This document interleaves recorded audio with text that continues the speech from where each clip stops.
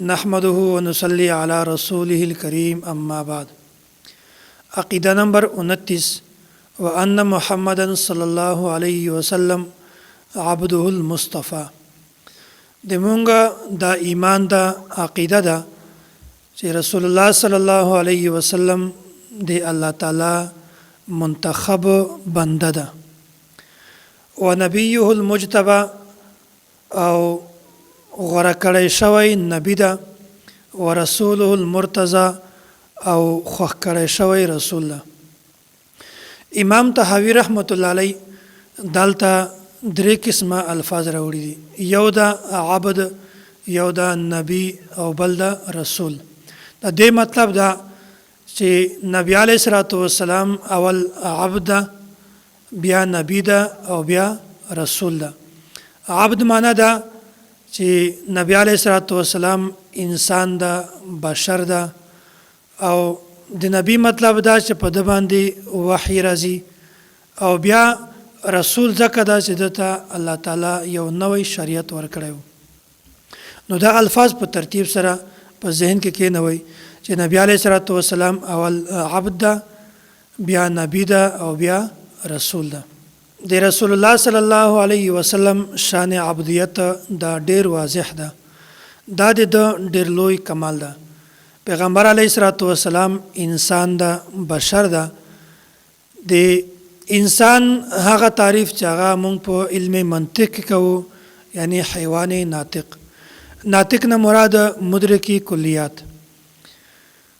او یو د انسان تعریف هغه ده چې مونږ دلته کوو د نبی علیه الصلاۃ والسلام په تعریف کې چې کوم د انسان لفظ ده، انسان مبعوث من الله معصوم عن الخطا مفروض الاتباع. دلته د انسان مراد هغه انسان ده چې په هغه کې دوه صفت وي، یو ذو عقل او بل محسوس. هغه انسان چې هغه د عقل تشتن وي او هغه انسان چې هغه محسوس وي، که هغه باندې لاس ولګوي نو لاس لګولی شي. فرشته او داسې جنات دا ذو عقل خودي خو محسوس نه دي، په دا باندې څوک لاس نشي لګولی. او احجار او شجر او داسې حیوانات، ډبرې، کاڼي او داسې ونې او حیوانات دا محسوس خودي خو ذو عقل نه دي. په دا کې عقل نشته خو لاس په لګولی شي، دا تا محسوسیږي. نو د انسان نه مراد هغه انسان ده چې هغه ذو عقل وي او محسوس هم وي.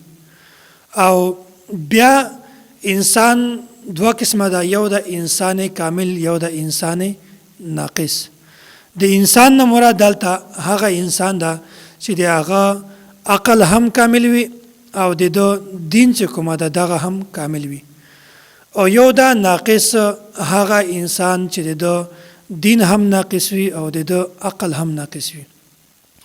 نو الله تعالی چې کوم کس نبی جوړوي هغه انسان نبی جوړوي چې هغه انسان وي او انسان کامل وي، د هغه عقل هم کامل وي او د دین چې کومه ده دغه هم کامل وي.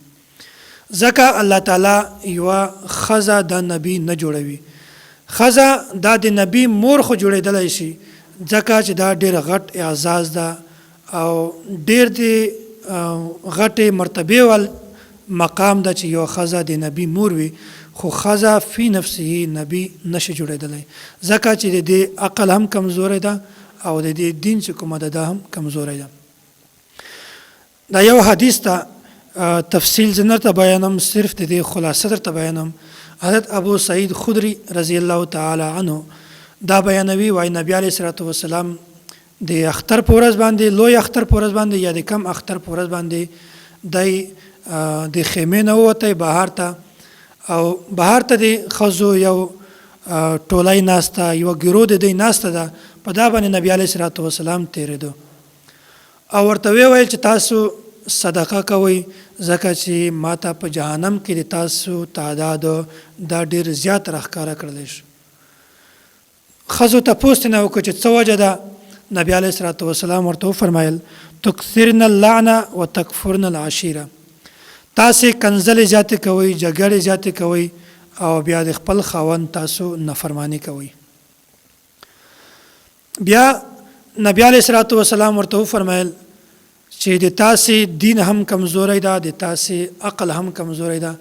دوی بیا تپوس نه وکړو چې ولې یا رسول الله څه وجه ده؟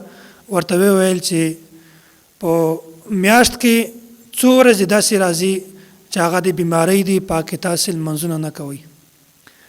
د حیض ورځې راځي، ماهوارۍ ورځې راځي په میاشت کې، په هغه کې تاسې لمونځونه نه کوئ. د دې نه دا معلومه شوه چې د تاسې دین کمزوری ده. او بیا په کال کې یوه میاشت رمضان مبارک داسې راځي چې په هغه کې څو ورځې تاسو روزې نه نیسئ. دې نه هم معلومه شوه چې د تاسې دین کمزوری ده. او بیا په عدالت کې چې کله یوه مقدمه وي، د هغې دپاره دوه سړي دا ګواهان ضروري دي. خو چې کله یو سړی وي او یو نه وي، بیا د یخ په ځای باندې شریعت دوه ښځې د یو قایم مقام جوړې کړي دي. ځکه چې که په قرآن کریم کې راځي چې یوه ښځه د هغې نه یوه خبره ویره شي، بیا د بله دغې ښځې ته خبره ور په زړه کړي. نو د دې نه دا معلومه شوه چې تاسې عقل چې کومه ده دا هم کمزوری ده. نو نبی چې کومه ده دا هغه سړی جوړېدلی شي چې د هغه دین هم کامل وي او د هغه عقل هم کامل وي. ښځه دا نبی نشي جوړېدلی، خو د نبی مور جوړېدلی شي. د نبی مور جوړېدل دا یو غټ اعزاز ده، غټ کمال ده، خو ښځه کله هم نبی نشي جوړېدلی.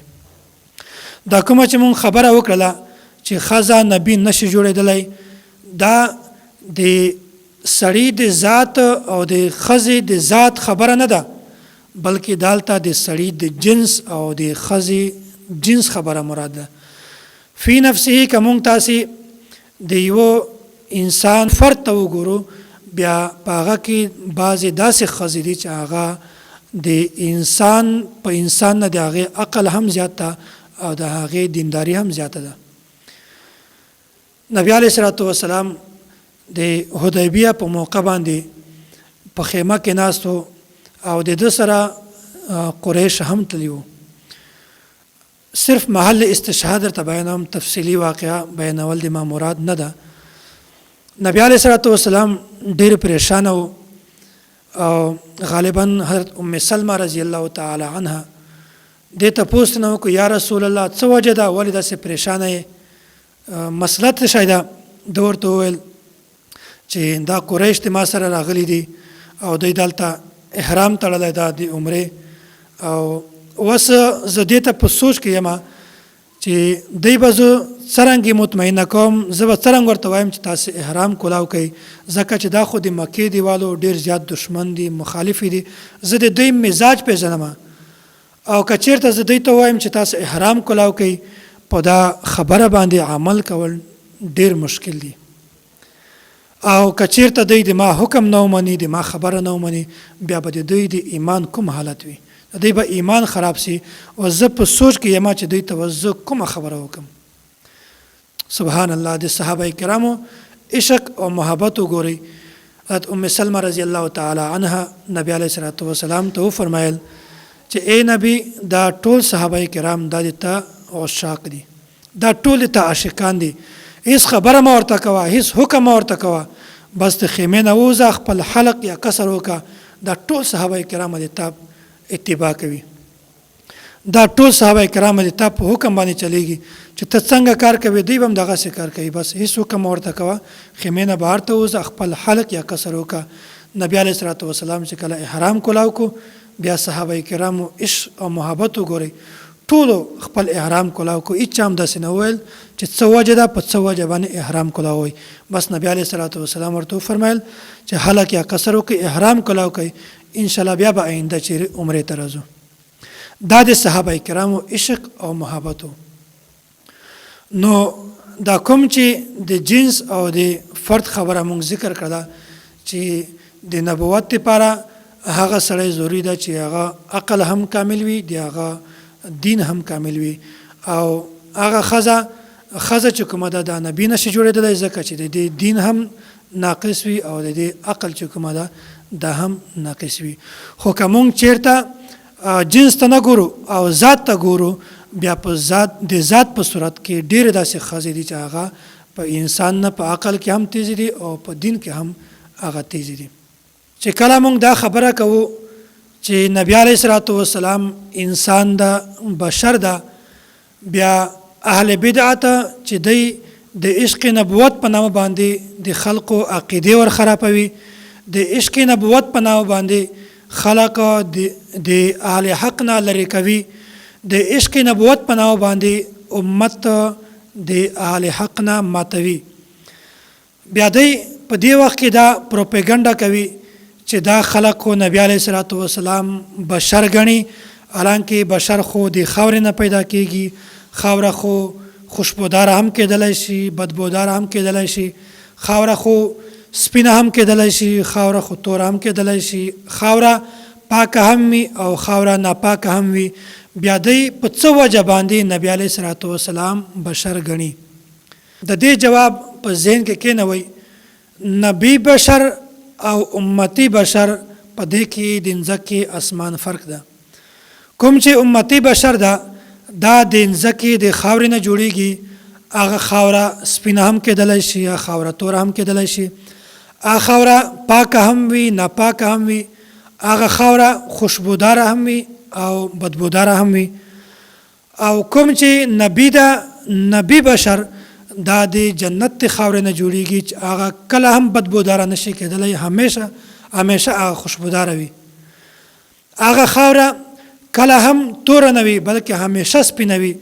هغه خاوره د جنت والا هغه کله هم بدبوداره نه وي، همیشه خوشبوداره وي، کله هم ناپاکه نه وي بلکې همیشه پاکه وي.